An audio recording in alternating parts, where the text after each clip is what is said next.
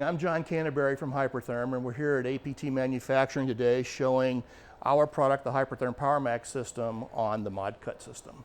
What we're going to show you today are the various application consumables that are used on the Powermax, and explain a little bit about what they do and show the versatility of what this machine can do with the mod cut.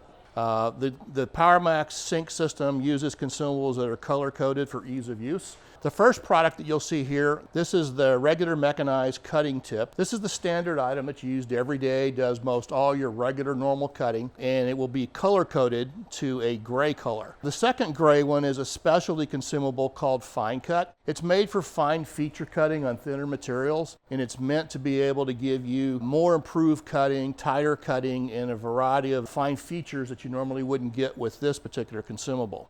The next consumable is the gouging consumable, and this one is a green color. It's made for removing metal, taking out welds, a lot of other metal removal processes that you may need to do to get something out of the way to re-weld something. And then the next application is the black color. This one is called flush cut, and it's meant for cutting material close to a plate without going into the plate. It's a specialty application, not used in every cutting particular situation.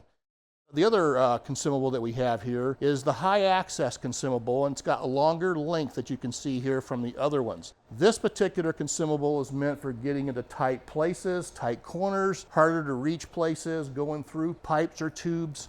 These last two consumables are specialty parts that are used to help teach the mod cut what to look at. This first one is used to teach where we're going to be using the high access consumable, and the further one over here is used to teach where any of these may go. What we would do is take the consumable off the torch, put these in place, and then move the cobot around to be able to tell you what to do. And then once we've done that and taught the mod cut where to go, then we put these parts back on, hit go, and we're doing our cutting.